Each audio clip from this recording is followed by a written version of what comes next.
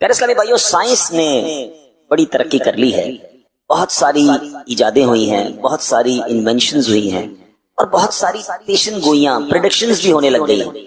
یعنی اب محکمہ موسمیات بتا دیتا ہے کہ بارش آنے کے کب کب امکانات ہیں، فلاں دن طوفان آ سکتے ہیں، فلاں وقت بہت زبردست تیز ہوائیں چلیں گی، فلاں دن فلاں وقت سورج گرہن لگے گا، فلاں دن چاند گرہن ہوگا۔ اللہ اکبر، یعنی بہت ساری باتیں۔ اب تو یہ سردیوں کے دن آ رہے ہیں تو فوگ، یعنی جب نظر کم آتا ہے تو پنجاب کی طرف ہمارے پاکستان میں زیادہ ہوتی ہے، تو فوگ کے بارے میں بھی محکمہ موسمیات بتا دیتا ہے۔ پیشن گوئیاں پہلے سے ہونے لگ گئی، سائنس بڑی ترقی کر گئی۔ مگر کیا آپ جانتے ہیں کہ ان قریب کائنات کا ایک بہت بڑا حادثہ ہونے والا ہے؟ کوئی سائنس، کوئی ٹیکنالوجی، کوئی ریڈار، کوئی سیٹلائٹ، کوئی بھی اس حادثے کا پیشگی یعنی تھوڑا پہلے بھی اشارہ بھی نہیں دے سکے گی۔ پتا کسی کو نہیں چلے گا کہ یہ اتنا بڑا حادثہ، جیسا اتنا بڑا حادثہ کبھی بھی نہیں ہوا۔ پوری کائنات کا سب سے بڑا حادثہ ہونا ہے، اور اس سے پہلے دنیا کی کوئی ٹیکنالوجی، کوئی ریڈار، کوئی پہلے نہیں بتا سکے گا کہ یہ کب آنا ہے اور کیسا حادثہ ہوگا کہ لوگوں کے وہم و گمان میں بھی نہیں ہوگا۔ اچانک، بالکل اچانک سورج اور چاند بے نور ہو جائیں گے، ستارے بارش کی طرح زمین پر گرنے لگ جائیں گے، بڑے بڑے سیارے آپس میں ٹکرا کر تباہ و برباد ہو جائیں گے، زمین شدید ترین زلزلے کے ساتھ لرز اٹھے گی۔ حدیثوں میں آتا ہے، اور یہ اتنا اچانک ہوگا، اتنا اچانک ہوگا کہ کچھ بھی نہیں پتا ہوگا۔ دیکھیں، طوفان آنے والا ہوتا ہے، شہر خالی ہونا شروع ہو جاتے ہیں، سیلاب آنے والا ہوتا ہے، پہلے ہی پتا ہوتا ہے بارش ہوئی ہے، ہو سکتا ہے سیلاب بھی آ جائے۔ اتنا اچانک ہوگا کہ حدیث پاک میں آتا ہے، دو شخص بازار میں ہوں گے، ایک کپڑا خرید رہا ہوگا، دوسرا بیچ رہا ہوگا۔ دکاندار کپڑا کھول کر دکھا رہا ہوگا، ابھی سودا بھی نہیں کر پائیں گے، کپڑے کو واپس لپیٹ بھی نہیں پائیں گے، وہ حادثہ ہو جائے گا۔ کیا ہے؟ ایک اور حدیث سنی، مزید فرمایا کہ ایک آدمی بیٹھا کھانا کھا رہا ہوگا، یہ لقمہ توڑے گا، ابھی منہ تک نہ لے جائے گا، اتنا بھی ٹائم نہیں ہوگا کہ منہ تک لے جائے، اسی دوران وہ سب کچھ ہو جائے گا۔ وہ کیا ہے؟ وہ قیامت ہے۔ قیامت جب آئے گی کسی کو نہیں پتا چلے گا، اتنی اچانک آئے گی، بالکل پتہ ہی نہیں ہوگا لوگوں کو، کوئی پریڈکشن نہیں، کوئی پیشن گوئی نہیں، اور وہ سب کچھ ہوگا جس کا قرآن میں بڑے واضح انداز میں، حدیث میں بڑی ڈیٹیل کے ساتھ بیان کر دیا گیا کہ کیا کیا ہوگا قیامت کے دن، کس طرح یہ چاند اور سورج بے نور ہو جائیں گے، ستارے زمین کی طرف گرنے لگ جائیں گے، سیارے آپس میں ٹکرا جائیں گے، اور شدید ترین زلزلہ آئے گا، لوگ حواس باختہ ہو کر ادھر ادھر بھاگنے لگیں گے۔ سورہ قارعہ، ویسے تو قرآن کے 30ویں پارے میں بہت ساری صورتیں ہیں، بہت ساری آیتیں ہیں جس میں باقاعدہ قیامت کی منظر کشی کی گئی ہے، لیکن فقط اگر سورہ قارعہ، بہت مختصر صورت ہے، 1 منٹ میں تلاوت ہو جاتی ہے جس کی، اگر صرف اسی کو پڑھ لیں اندازہ ہوتا ہے کہ کتنا خطرناک دن ہوگا۔ قرآن کہتا ہے، القارعۃ ما القارعہ وما ادراک ما القارعہ۔ القارعہ علماء کہتے ہیں قیامت کا ہی ایک نام ہے، دل دہلانے والی۔ کیا ہے وہ دل دہلانے والی؟ تم نے کیا جانا وہ کیا ہے دل دہلانے والی؟ اب اس کے بعد قرآن کہتا ہے، یوم یکون الناس کالفراش المبثوث وتکون الجبال کالعہن المنفوش۔ فرمایا آدمی ایسے دوڑ رہے ہوں گے جیسے پھیلے پتنگے۔ بارش میں آپ نے دیکھا ہوگا کہ جب بارش ہوتی ہے اور پتنگے نکلتے ہیں تو وہ کسی بھی لائٹ کے قریب یا کسی بھی جگہ آپس میں اس طرح اڑ رہے ہوتے ہیں کہ ٹکرا رہے ہوتے ہیں، کسی کو ڈائریکشن نہیں پتا ہوتی، کوئی ادھر بھاگ رہا ہوگا، کوئی ادھر بھاگ رہا ہوگا، سمجھ نہیں پڑ رہی ہوگی۔ اور پہاڑوں کا عالم کیا ہوگا؟ وَتَكُونُ الْجِبَالُ كَالْعِهْنِ الْمَنفُوشِ۔ کہا پہاڑ ایسے ہوں گے جیسے دھنکی ہوئی اون۔ آپ نے دیکھا ہوگا کوئی رضائی جب بنا رہا ہوتا ہے، اون کے گالے اڑتے ہیں، جب رضائی بنا کر وہ ڈنڈا وغیرہ مارتا ہے، آپ نے دیکھا ہوگا اون اڑتی ہے۔ فرمایا ایسے پہاڑ اڑ رہے ہوں گے، سوچئے کیسا منظر ہوگا، کتنا خوف ہوگا، کتنا شور ہوگا، کیسا زلزلہ ہوگا۔ یہ قرآن نے منظر کشی کی ہے۔ پھر آگے بتایا کہ اعمال تولے جائیں گے، نیکوکار تو چین میں ہوں گے اور گناہگار جہنم میں ڈالے جائیں گے۔ میرا آج کا جو ٹاپک ہے وہ قیامت کیسے قائم ہوگی، اس کی ڈیٹیل نہیں ہے۔ آج ٹاپک یہ ہے کہ قیامت آئے گی کب، قیامت آنی کب ہے۔ آئیے یہی سوال سرکار دو عالم صلی اللہ علیہ وسلم سے کیا گیا۔ یہ بڑا دلچسپ سوال ہے، پرکشش سوال ہے، بہت سارے لوگ یہ سوال پوچھتے رہتے ہیں، اس کی کھوج میں لگے رہتے ہیں۔ آج قیامت کس مہینے آئے گی، کس دن آئے گی، کس تاریخ آئے گی، وہ بھی میں نے بیان کرنا ہے، مگر غور سے آپ نے سننا ہے۔ نبی پاک سے سوال ہوا، پیارے آقا علیہ السلام سے سوال پوچھا گیا کہ قیامت کب آئے گی۔ قرآن کریم میں یہی ہے، یہ کوسچن بھی ہے۔ قرآن میں فرمایا، یسألونک عن الساعۃ ایان مرساہا، آپ سے قیامت کے متعلق سوال کرتے ہیں کہ اس کے قائم ہونے کا وقت کب ہے. سبحان اللہ. اس سوال کا جواب رب کریم نے قرآن میں کیا ارشاد فرمایا؟ لا تأتیکم الا بغتہ. آسان ترجمہ قرآن کنز العرفان، تم پر وہ اچانک ہی آ جائے گی. قیامت سے پہلے کوئی اناؤنسمنٹ نہیں ہوگا، کوئی پریڈکشن نہیں ہوگی، کچھ بھی نہیں ہوگا. مگر ایک چیز پتا چل رہی ہے کہ قیامت جب آئے گی تو لوگ غفلت میں ہوں گے. ابھی آپ نے سنا نا کہ کوئی کھانا کھا رہا ہوگا، کوئی کپڑا لے رہا ہوگا، پتہ بھی نہیں ہوگا. ایوری بڈی وہ اپنی چیزوں میں مشغول ہوں گے، غفلت میں ہوں گے. جب لوگ اس سے بالکل غافل ہوں گے، اپنی مصروفیت میں ہوں گے، دنیاوی لگن میں ہوں گے، کاموں میں مگن ہوں گے، قیامت کی طرف دھیان ہی نہیں ہوگا، اس وقت قیامت آ جائے گی. غور کریں، کیا آج ایسا وقت نہیں ہے؟ کس کو فکر ہے قیامت کی؟ کون تیاری میں لگا ہے قیامت کی؟ آج تو لوگ ایسے جی رہے ہیں جیسے مرنا ہی نہیں ہے. پلاننگز ہیں، ڈیٹیلز ہیں، شیڈیولز ہیں. کل یہ کرنا ہے، پرسوں یہ کرنا ہے، اس سال یہ ٹارگٹ اچیو کرنا ہے، 5 سال میں یہ کرنا ہے، 10 سال میں یہ کرنا ہے. ان سے پوچھو سب کچھ کرنا ہے، مرنا بھی ہے کہ نہیں؟ سب کچھ تیاریاں ہیں کہ اتنا کمانا ہے، یہ چیزیں حاصل کرنی ہے، دنیا کے یہ ملک دیکھنے ہیں، فلاں فلاں کام کرنا ہے. اگر اس پوری پلاننگ میں موت کہاں ہے؟ اگر بیچ میں سے مجھے اٹھا لیا گیا، میں دنیا سے چلا گیا، تو پھر کیا ہوگا؟ کیا اس کی تیاری ہے؟ قبر کی تیاری ہے، آخرت کی تیاری ہے، قیامت کی تیاری ہے. ساری زندگی کھیل کود، دنیا کے مزے. بڑی تعداد اس وقت دنیا میں ایسے جی رہی ہے کہ نہ آخرت کی فکر ہے، نہ قبر کی فکر ہے، نہ قیامت کی فکر ہے. اعلیٰ حضرت کہتے ہیں نا، دن لہو میں کھونا تجھے، شب صبح تک سونا تجھے. یعنی دن کھیل کود میں گزارنا ہے، رات سونے میں گزارنی ہے. نہ نمازیں ہیں، نہ عبادت ہے، نہ تلاوت ہے، نہ خوف خدا ہے. دن لہو میں کھونا تجھے، شب صبح تک سونا تجھے. شرم نبی خوف خدا یہ بھی نہیں، وہ بھی نہیں. کوئی ٹینشن، کوئی فکر، کوئی خوف خدا نہیں. اب آئی کچھ بزرگوں کے واقعات سنیں. ان کو قیامت کا کیسا خیال تھا؟ عبادت گزار تھے، نیکوکار تھے، مگر کس طرح لرزتے تھے، کس طرح فکر تھی انہیں اس دن کی. سید احمد حرب رحمت اللہ تعالی علیہ، اللہ پاک کے نیک بندے تھے. آپ ساری رات جاگتے رہتے، عبادت کرتے رہتے. بعض دفعہ لوگ اصرار کرتے، یعنی بار بار کہتے کہ آپ سو جائیے، کچھ دیر آرام کر لیجئے. آپ فرماتے جس کے لیے جہنم دہکائی جا رہی ہو، جنت سجائی جا رہی ہو، مگر وہ نہ جانتا ہو کہ اس کا ٹھکانہ کہاں ہے، جہنم میں جانا ہے یا جنت ٹھکانہ ہے، بھلا اس کو نیند کیسے آ سکتی ہے؟ آپ سوچئے فکر کیسی ہے. یا تو جنت میں جانا ہے یا دوزخ میں جانا ہے. دیر از نو تھرڈ وے. کوئی تیسرا راستہ تو نہیں ہے نا. دنیا سے جو بھی جائے گا یا تو جنت میں جائے گا یا جہنم میں جائے گا. جس کو یہ پتہ ہی نہ ہو کدھر جانا ہے، اس کی ٹینشن کا عالم کیا ہوگا. اتنی بڑی ہستی ہیں، مگر کہتے ہیں نیند کیسے آ سکتی ہے جس کو پتہ ہی نہیں جانا کدھر ہے، کہیں جہنم میں نہ ڈال دیا جاؤ.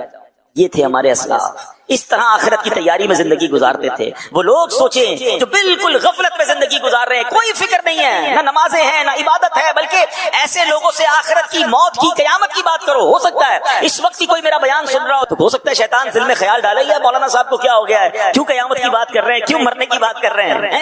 بات کرو تو بھی ان کو برا لگتا ہے. اللہ کے بندو، ہم بات نہیں کریں گے تم مرنے سے بچ جاؤ گے. ہم ذکر نہیں کریں گے تم قیامت کے دن پیش ہونے سے نکل جاؤ گے.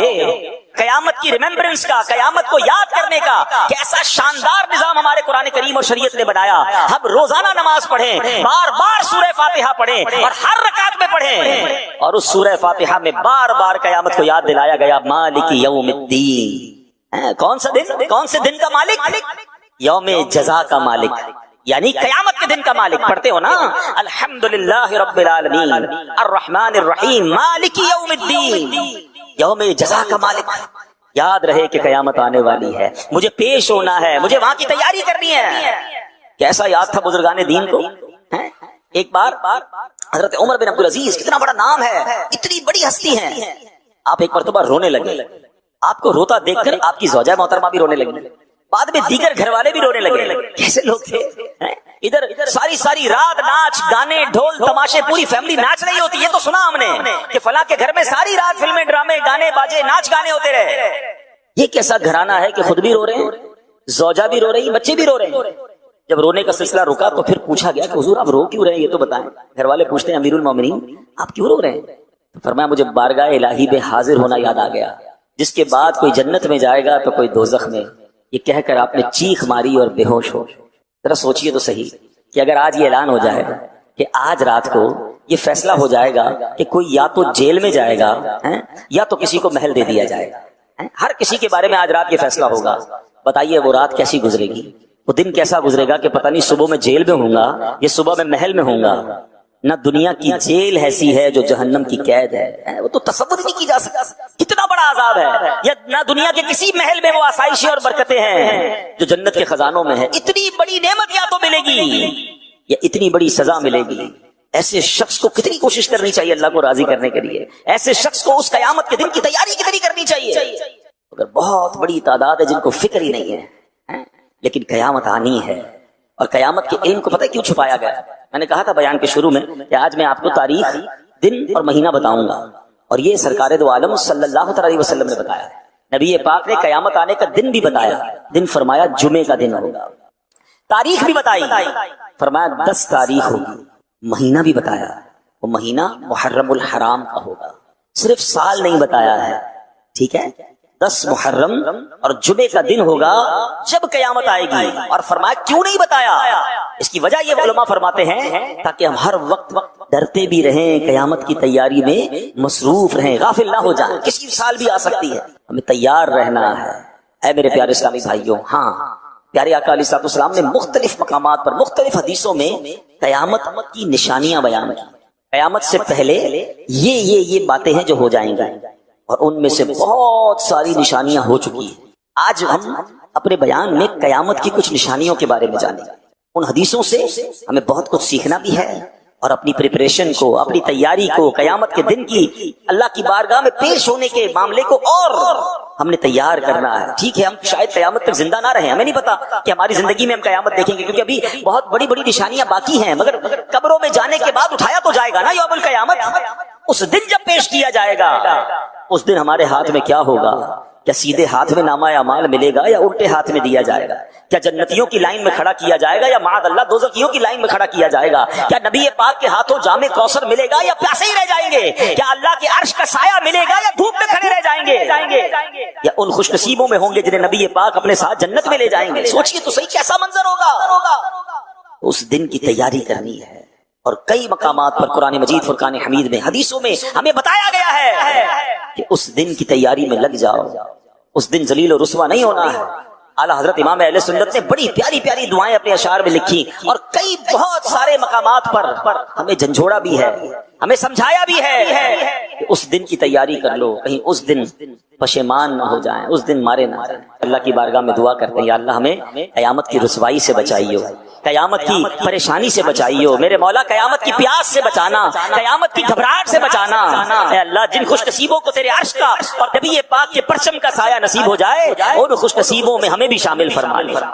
یا الہی گرمی محشر سے جب بھڑکے بدن، دامن محبوب کی ٹھنڈی ہوا کا ساتھ ہو، یا الہی جب پڑے محشر میں شورے دار و گیر، امن دینے والے پیارے پیشوا کا ساتھ ہو۔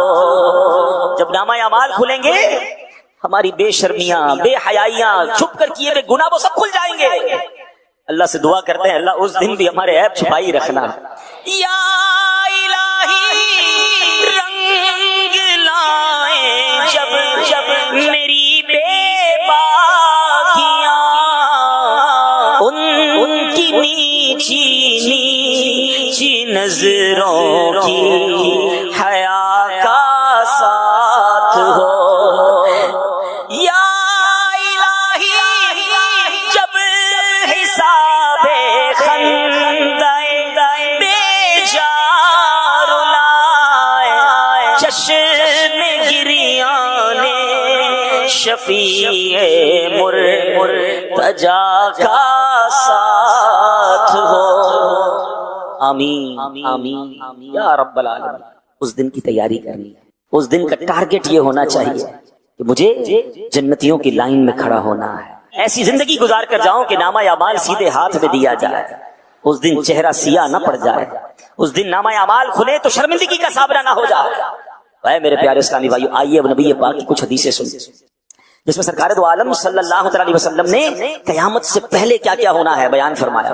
صحابی رسول حضرت ابو موسیٰ اشعری رضی اللہ تعالیٰ عنہ سے روایت ہے، رسول اکرم نور مجسم صلی اللہ تعالیٰ علیہ وسلم نے فرمایا قیامت سے پہلے فتنے یوں اٹھیں گے جیسے رات میں تاریکی چھا جاتی ہے، اس وقت آدمی صبح کو مومن مگر شام کو کافر ہوگا، شام کو مومن اور صبح کو کافر ہوگا۔ اس دور میں بیٹھا شخص کھڑے ہوئے سے، کھڑا ہوا چلنے والے سے، اور چلنے والا دوڑنے والے سے بہتر ہوگا۔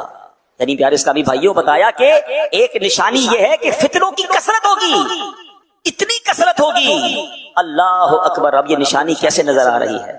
پوری آب و تاب سے یہ نشانی پوری ہوتے ہوئے نظر آ رہی ہے۔ کتنے فتنے ہیں، اللہ اکبر۔ کہیں لا دینیت کا فتنہ ہے، کہیں جناب اسلام کے خلاف سازشیں ہو رہی ہیں، کہیں مسلمانوں کو غیر مسلم بنانے کی پلاننگ ہو رہی ہے، مسلمان بچوں کے دین و ایمان پر کہیں اسکول کالجز میں نصاب کے ذریعے حملے ہو رہے ہیں، دہریت کو پھیلایا جا رہا ہے، معاذ اللہ۔ کہیں اسلام کا نام لینے والے ختم نبوت کے بارے میں جناب لوگوں کا ذہن خراب کرنے کی کوشش کر رہے ہیں، کہیں ایسے ہیں جو کلمہ تو پڑھتے ہیں مگر صحابہ کے خلاف باتیں کرتے نظر آ رہے ہیں، کہیں ایسے ہیں جو کلمہ پڑھتے ہیں مگر اہل بیت اطہار کے خلاف بات کرتے نظر آ رہے ہیں۔ اللہ اکبر۔ اسلامی لبادہ ہے، بات قرآن و حدیث کی کر رہے ہیں اور ایمان پر ڈاکہ ڈالنے کی کوشش ہو رہی ہے۔ گویا ہر طرف سے فتنوں کا انبار ہے اور ہم ہیں کہ غفلت میں جی رہے ہیں، ٹینشن ہی کوئی نہیں ہے، سب کی سننی ہے، سب کے پاس بیٹھنا ہے، سب سے دوستی لگانی ہے۔ ارے جناب کوئی مسئلہ نہیں، مسئلہ ہے قیامت سے پہلے آقا فرماتے حال کیا ہوگا؟ کوئی صبح کو مومن ہوگا، شام کو کافر ہوگا، شام کو مومن ہوگا، صبح کو کافر ہوگا۔ یعنی ہر طرف سے ایمان کے ڈاکو ڈاکے ڈال رہے ہوں گے۔ سیدی اعلیٰ حضرت امام اہل سنت نے 100 سال پہلے بات فرمائی تھی، کہا سونا جنگل رات اندھیری چھائی بدلی کالی ہے، سونے والوں جاگتے رہیو چوروں کی رکھوالی ہے، آنکھ سے کاجل صاف چرا لیں یا وہ چور بلا کے ہے، تیری گٹھڑی تاکی ہے اور تو نے نیند نکالی ہے۔ کیا فرمایا؟ آنکھ سے کاجل چرا لیں گے۔ کتنا زبردست محاورہ استعمال کیا، آنکھ کے اندر لگا ہوا کاجل اور سرما کون چرا سکتا ہے؟ فرمایا ایسے بلا کے چور ہوں گے تمہیں پتہ ہی نہیں چلے گا، اور تمہارا مال لے جائیں گے، تمہارا ایمان لے جائیں گے، تمہارا عقیدہ لے جائیں گے، کیونکہ علم دین تو ہے نہیں، علماء کرام کی صحبت ہے نہیں، دین پر پختگی کا ذہن ہے نہیں، ایمان جناب کتنی بڑی چیز ہے اس کی حفاظت کی فکر ہی نہیں ہے۔ یہ سب کچھ ہو رہا ہے اور نبی پاک نے 1450 سال پہلے کا وہ بیش بتا دیا تھا کہ ایسے فتنے ہوں گے۔ مگر کیا ہم اس وقت کانشیس ہیں؟ ہم اس میں فکر مند ہیں کہ میرا ایمان بچ جائے، میرا عقیدہ بچ جائے؟ اچھا جناب میرا بچ گیا، میرے بچوں کا بچ جائے۔ اتنی بڑی تعداد میں لوگ یہاں بیٹھے ہیں، ان میں سے بہت سارے بڑی عمر کے ہیں، ماشاءاللہ بچپن سے دینی ماحول میں یا جوانی میں دینی ماحول میں آ گئے، مگر آج کا نوجوان کہاں ہے؟ ہماری اپنی اولاد کہاں ہے جو اسکول کالج اور دوستوں میں سارا دن اور رات گھوم رہے ہیں؟ ان کے ایمان اور عقیدے کی کون فکر کرے گا؟ انہیں کون دین کی بات بتائے گا؟ کیونکہ سوشل میڈیا کا زمانہ ہے، ہر بندے کے ہاتھ میں سوشل میڈیا ہے اور سب کی سننے کا ذہن بن گیا ہے۔ یاد رکھیے گا کہ یہ ایمان چھیننے کی سازشیں ہو رہی ہیں، ہمیں ایمان کی حفاظت کرنی ہے، فتنوں سے اپنے آپ کو بچانا ہے۔ اللہ اکبر۔ بخاری شریف کی حدیث سنیے، اس حدیث سے اور سمجھ آئے گا کہ جب ہر طرف سے فتنے ہوں ہمیں کیا کرنا چاہیے۔ ہمیں سائڈ پر ہو جانا چاہیے، فتنوں کی طرف جانا نہیں ہے۔ نبی پاک فرماتے ہیں، اللہ کے آخری نبی رسول ہاشمی صلی اللہ تعالیٰ علیہ وسلم نے فرمایا ان قریب ایک زمانہ آئے گا کہ اس وقت مسلمان کا بہترین مال بکری ہوگا۔ کیا ہوگا؟ بکری ہوگا، تاکہ بکریاں لے کر پہاڑوں اور بارش کی جگہوں کی طرف نکل جائے اور فتنوں سے اپنا ایمان بچا لے۔ اللہ اکبر۔ اس حدیث کے تحت علماء فرماتے ہیں اس کا مطلب یہ ہے کہ کچھ بکریاں ہوں غاروں کی طرف جائے، وہیں بکریاں چرائے، اسی کے دودھ سے اپنا گزارا کرے اور اپنا ایمان بچا لے، یعنی فتنوں والی جگہ سے دور چلا جائے۔ اللہ اکبر۔ اب اس سے ہمیں آج کے دور میں کیا سیکھنے کو مل رہا ہے کہ جہاں فتنہ ہے، جہاں ایمان کے جناب خلاف سازشیں ہیں، وہاں ہمیں جانا ہی نہیں ہے۔ ہمیں اس گلی میں کیوں جانا ہے کہ جناب وہاں دین چھیننے کا، عقیدہ چھیننے کا ڈر ہے؟ مگر کہتے نہیں جناب میں فلاں کو ذرا سرچ تو کروں، اسے تو سنوں، اس کی گلی میں جاؤں، اس کی بات تو سنوں، حدیث کیا کہہ رہی ہے کہ بکریاں لے کر بندہ اکیلا چلا جائے، ایمان بچا لے۔ اگر آج دنیا بھر میں ٹریول کرنا ہے، لوگ ان ملکوں میں ہجرت کرنے کے خواب دیکھ رہے ہیں کہ ہم ان ملکوں میں جائیں، اپنے بچوں کو بھیجیں تاکہ تھوڑے پیسے کما کر لائے، تھوڑا جناب دنیا بھر کی ڈگریاں لے کر آئے۔ ارے کبھی سوچا کہ بچہ جا کر ڈگری تو لے آئے گا، کہیں ایمان نہ دے کر آ جائے، یورو اور پاؤنڈ تو لے کر آ جائے گا مگر دین اور ایمان نہ چلا جائے۔ سب سے پہلے ایمان ہے میرے پیارے سارے۔ دنیا بھر میں سفر کرنے والے، مائگریشن کے خواب دیکھنے والے، دنیا بھر کے ویزوں کی لائن میں لگنے والے، ایک بات کا تو فیصلہ کرو جس ملک میں جا رہے ہو، جس علاقے میں جا رہے ہو، کیا وہاں دیندار لوگ ہیں؟ کہاں وہاں جا کر میرا اور میری اولاد کا، میری آنے والی نسلوں کا ایمان محفوظ رہے گا؟ اس کی کوئی ٹینشن نہیں ہے۔ بتاؤ ادھر پیسے کتنے ملیں گے، ادھر جناب کرنسی کتنی ملے گی، ادھر پاسپورٹ کتنا جلدی ملے گا، صرف یہ سوچنا ہے۔ بالکل اسی طرح اپنے کاروبار، اپنی دوستیاں کرتے وقت، اپنی رشتہ داریاں کرتے وقت سوچیے۔ لوگ کہتے ہیں خاندان بڑا ہے، بچی بہت خوش رہے گی، بیٹے کی فلاں خاندان میں شادی ہو جائے گی، جہیز بڑا اچھا آئے گا، تعلقات بڑے مضبوط ہو جائیں گے، بڑے بڑے خاندان سے ہمارا جناب، بڑے قبیلے اور بڑے جناب سٹی کے لوگوں سے ہمارا ریلیشن ہو جائے گا، بڑے عہدے والے لوگ ہیں جناب، بڑا نام ہے ان کا، نام بڑا ہے، گھر بڑا ہے، گاڑیاں بہت ہیں، پیسہ بہت ہے، ایمان ہے کہ نہیں، عقیدہ درست ہے کہ نہیں، کوئی نہیں پوچھے گا، کوئی نہیں سوچے گا۔ اپنی بیٹی جس کے ہاتھ میں دے رہے ہو، جس خاندان والوں کے ساتھ رشتہ کر رہے ہو، کبھی سوچا کہ ان کا عقیدہ، صحابہ، اہل بیت، خود نبی پاک اور اللہ کے بارے میں کیا ہے؟ ارے کماتے بہت ہیں، کون چیک کرے گا کہ حلال کماتے ہیں یا حرام کماتے ہیں؟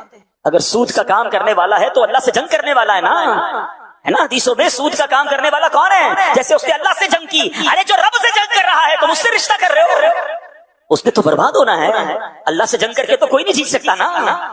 کسی کو کوئی ٹینشن نہیں ہے، دنیا کا منصب، دنیا کا پیسہ، دنیا کا نام، جناب فیم چاہیے، پتہ ہے میرا رشتہ کس سے ہو گیا ہے، یہ بات کرنی ہے، یہ نام چاہیے۔ ایمان کی فکر کون کرے گا؟ نہ کرو ایسا۔ کاش یہ بات ہمارے ذہن میں بیٹھ جائے کہ رشتہ کرنا ہے، کاروبار کرنا ہے، کسی ملک میں شفٹ ہونا ہے، ایون پاکستان کے کسی علاقے میں مجھے مائگریٹ کرنا ہے، نیا گھر لینا ہے، پہلے دیکھوں عاشقان رسول کی مسجد قریب ہے کہ نہیں، بچے پیدا ہوں گے تو مدرسہ قریب ہے کہ نہیں، جہاں میرے بچوں کا دین، ایمان اور عقیدہ محفوظ رہے گا۔ ارے آج میں ہوں، میرے بچوں کو سنبھال رہا ہوں، کل میری آنکھیں بند ہونی ہے، مجھے دنیا سے جانا ہے، میرے بعد میرے بچوں کا کیا ہوگا، میرے بچوں کے بچوں کا اس ملک اور اس علاقے میں کیا ہوگا، کوئی نہیں سوچ رہا۔ اچھا آج اچھے خاصے دیندار لوگوں کو کہیں یار آپ فلاں کے ساتھ اٹھتے بیٹھتے ہیں تو آپ کا دوست بد عقیدہ ہے، آپ کا دوست بے ایمان ہے، آپ کا دوست معاذ اللہ گستاخ صحابہ یا گستاخ اہل بیت ہے، اور جناب نبی پاک کے بارے میں، دین کے بارے میں اس کی خیالات اچھے نہیں ہیں۔ لوگ کہتے ہیں جناب اس کا اپنا عقیدہ، میرا اپنا عقیدہ، میں تو صرف دوستی کرتا ہوں، ہم ساتھ کھاتے پیتے ہیں، ہمارا کاروبار ہے، ہمارا اٹھنا بیٹھنا ہے۔ مجھے ایک بات بتاؤ، آپ کے والدین کو کوئی گالیاں دے، آپ کے ماں باپ کو کوئی برا بھلا کہے، کیا اس کے ساتھ بھی ایسی دوستی لگاؤ گے؟ نہیں، اس کا تو میں منہ دیکھنا پسند نہ کروں، اور صحابہ اور اہل بیت کے بارے میں کیسی بھی کوئی بات کر لے میرا دوست بن سکتا ہے، ملنا نہیں قیامت کے دن، صحابہ کو منہ نہیں دکھانا، امام حسین کے قدموں میں جانا نہیں ہے، پنجتن پاک کی غلامی نہیں اختیار کرنی، کیا کرو گے یہ دوستیاں؟ یعنی اتنا سب کچھ ہلکا ہو گیا ہمارے لیے کہ دین، ایمان، عقیدہ، بلیفز کچھ بھی نہیں، صرف دنیا کی دوستی، صرف تھوڑے پیسے، صرف تھوڑے تعلقات۔ نہیں میرے پیارے اسلامی، سب سے پہلے ایمان ہے، اور یاد رکھیے گا صحبت اثر لاتی ہے، ہاں بری صحبت تمہیں برا بنا دے گی، اچھی صحبت تجھے اچھا بنا دے گی۔ اچھوں کے ساتھ بیٹھیں، عاشقان رسول کے ساتھ بیٹھیں، خوف خدا والوں کے ساتھ بیٹھیں، مضبوط مسلمانوں کے ساتھ جن کا عقیدہ اور ایمان مضبوط ہے، ان سے دوستی کرنی ہے، ان سے رشتہ کرنا ہے، ان کے ساتھ رہنا ہے۔ حدیث پاک میں تو فرمایا دنیا والوں کو چھوڑ کے غار میں چلا جائے، بکریاں لے کے چلا جائے، ایمان بچائے۔ ہم یہ تو نہیں کر رہے اس دنیا میں، لیکن کم از کم برے لوگوں سے تو الگ ہو جائیں، برے ماحول سے تو الگ ہو جائیں، اور یہ فتنوں کا دور آ چکا ہے۔ ہمیں نہیں پتا کہ ہمارے گھر میں، ہماری فیملی میں سب کے پاس موبائل ہے، کون اپنے موبائل پر کیا دیکھ رہا ہے اور کس طرح اس کا ایمان چھینا جا رہا ہے۔ سونے والوں جاگتے رہیو، چوروں کی رکھوالی ہے۔ خدا کی قسم اس پرفتن دور میں دعوت اسلامی ایک ایسی چھتری ہے، ایک ایسی امبریلا ہے، کاش میں اپنے فیملی، اپنے بچے، اپنے گھر والوں کو لے کر بس اس ماحول کی، اس خوبصورت چھتری کے، امیر اہل سنت کے فیضان کی چھتری کے نیچے آ جاؤں کہ میرا بھی ایمان بچ جائے، میرے بچوں کا ایمان بھی بچ جائے، یہ اسی ماحول میں پلے بڑھے، میری نسلیں بھی یہی رہیں، تاکہ کسی طرح آنے والی نسلوں کے ایمان پر بھی کوئی ایمان کا ڈاکہ نہ ڈال سکے۔ یہ کرنا کس کی ذمہ داری؟ ہم سب کی ذمہ داری ہے۔ ہم یہ تو فکر کرتے ہیں کہ جناب گھر بچا رہے، پیسے بچ جائیں، اپنی پراپرٹی محفوظ رہے، ہر چیز کی حفاظت کی فکر کرتے ہیں۔ سب سے پہلے ایمان کی حفاظت کی فکر کرنی ہو۔ اے میرے پیارے اسلامی بھائیوں، قیامت کی یہ نشانی ہمارے درمیان ہے، ہمیں سوچنا ہوگا۔ آئیے ایک اور قیامت کی نشانی سنتے ہیں۔ بخاری شریف کی حدیث ہے، رسول ذیشان مکی مدنی سلطان صلی اللہ علیہ وسلم نے فرمایا، قیامت کی نشانیوں میں سے ہے علم اٹھ جائے گا، جہالت عام ہو جائے گی۔ اللہ اکبر، کیا یہ نشانی نہیں آ گئی ہے؟ کیسا علم اٹھ گیا ہے؟ حقیقی علم کہاں ہے؟ کون قرآن پڑھ رہا ہے؟ کون قرآن کا ترجمہ اور تفسیر پڑھ رہا ہے؟ کتنے لوگ ہیں جو حدیث کا علم جانتے ہیں؟ کتنے لوگ ہیں جو کتابوں سے دوستی رکھتے ہیں؟ آج کس کے پاس ٹائم ہے جناب؟ ساری رات سوشل میڈیا پہ گزارنے کے لیے وقت ہے، موبائل ہاتھ میں دے دو، بیٹری ختم ہو جائے گی، پیکج ختم ہو جائے گا، موبائل چھوڑنے کے لیے تیار نہیں ہے. لوگوں کی آنکھیں اور کان خراب ہونے لگ گئے ہیں, اتنا موبائل استعمال کرنا ہے. مجھے تھوڑے عرصہ پہلے ایک صاحب ملے, اربوں پتی ہیں جناب, بیرون ملک میں رہتے ہیں, ان کے ہاتھ پہ پٹی بندھی ہوئی تھی. تو میں نے کہا خیریت تو ہے, کیا ہو گیا؟ کہا ڈاکٹر نے بتایا میرا اتنا موبائل فون کا یوزیج ہے کہ میرے جو انگوٹھے ہیں اور میری جو یہ شہادت کی انگلی ہے اس پہ جناب درد ہونے لگ گیا ہے. اس نے مجھے نئی بات بتائی اور میں نے بھی بعد میں غور کیا, بات تو ٹھیک کہہ رہا ہے انگوٹھا جو ہے نا رب نے کیوں بنایا, اس کا بہت زیادہ یوز نہیں ہے. آپ دیکھیں ہمارے پورے دن میں ہمارے انگوٹھے کا پہلے اتنا استعمال نہیں ہوتا تھا, مگر جب سے موبائل آیا ہے ہر وقت جس نے موبائل یوز کرنا ہے سب سے زیادہ جو استعمال ہو رہے ہیں وہ تھمز استعمال ہو رہے ہیں. کہتے میرے تھمز میں درد ہونے لگ گیا, پتا چلا کہ اس کے ساتھ کوئی نس ہے, وہ اس کو پرابلم آنے لگ گئی ہے. انہوں نے منع کر دیا ہے مجھے موبائل فون کو, اب میں دوسری انگلیوں سے موبائل فون یوز کر رہا ہوں. یعنی اتنا یوزیج ہو گیا ہے کہ لوگوں کی باڈی کے اندر چینج آنے لگ گیا ہے. انسان اس موبائل کے ساتھ, گیجٹس کے ساتھ اتنا یوز ٹو ہو گیا ہے. قرآن کے ساتھ, علم کے ساتھ, دین کے ساتھ, شریعت کے ساتھ, بیسکس آف دین نالج نہیں, دین کی نالج نہیں پتا ہے. نماز پڑھ رہے ہیں, نماز کے فرض کتنے نہیں پتا, نماز کی شرائط کتنی نہیں پتا. اچھا وضو روز کر رہے ہیں تو وضو کے فرائض نہیں پتا. مسلمان بالغ ہو گیا, اب غسل کرنا ضروری ہے, اب جب بھی اس کو غسل کی ضرورت ہے واجب ہو گیا غسل, تو پراپر غسل نہیں کرے گا تو جناب پاک نہیں ہوگا. غسل کے فرائض نہیں پتا, گھر میں کسی کی میت ہو جائے جنازہ پڑھنا نہیں آتا, میت کو غسل دینا نہیں آتا. جو بیسکس ہیں, میں بہت ڈیپلی نالج کی بات ہی نہیں کر رہا. قرآن پڑھنا ہے, تلفظ درست نہیں ہے, مخارج ٹھیک نہیں ہے, اور جناب دنیا بھر کی نالج ہے, دنیا بھر کے سافٹ ویئر ہیں, ساری رات موبائل پر بیٹھنا ہے. اب تو موبائل تھک جاتا ہے, بتاتا ہے کتنا یوز کر لیا ہے. اتنا ٹائم اس کے لیے ہے, دنیا کے لیے ہے, گھومنے پھرنے کے لیے, اسپورٹس کے لیے ہے, سیاست کے لیے ہے. ٹائم نہیں ہے تو علم کے لیے نہیں ہے. بتاؤ نا یہ قیامت کی نشانی کیسے پوری ہوتی جا رہی ہے کہ علم اٹھ جائے گا اور جہالت عام ہو جائے گی.